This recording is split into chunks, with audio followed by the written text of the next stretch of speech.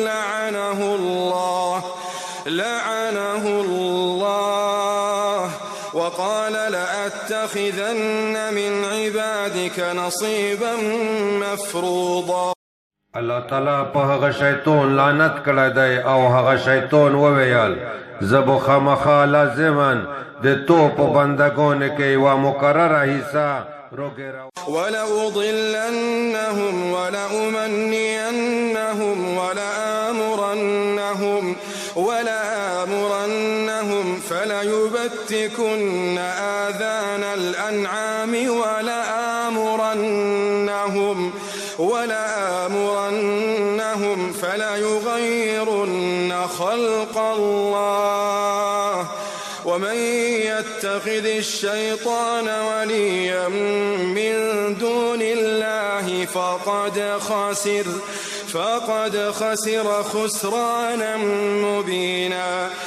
او زبو خامخا لازمن هغی گمراه کوم او زبو خامخا لازمن هغی په ارزوګونه کې اچوم او زبو خامخا لازمن هغی ته حکم کوم بیا به هغوی خامخا د څارویو ځناورو غوږونه پرې کوي او زبو خامخا هغوی ته حکم کوم نو هغوی به ارومرو د الله تعالی په تخلیق کې تغییر بدلون راولي او چا چې د الله تعالی نه غیر شیطان دوست ونیوه نو یقینا هغه توانی شو ښکاره توانی کېدل سره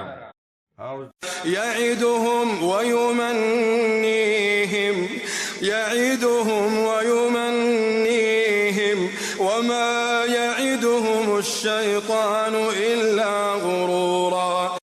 هغه شیطان دوی ته وعده ورکوي او په ارزوګونه کې اچوي او شیطان دوی ته وعده نه ورکوي مگر د دوکې چالوال. أولئك مأواهم جهنم ولا يجدون عنها محيصا.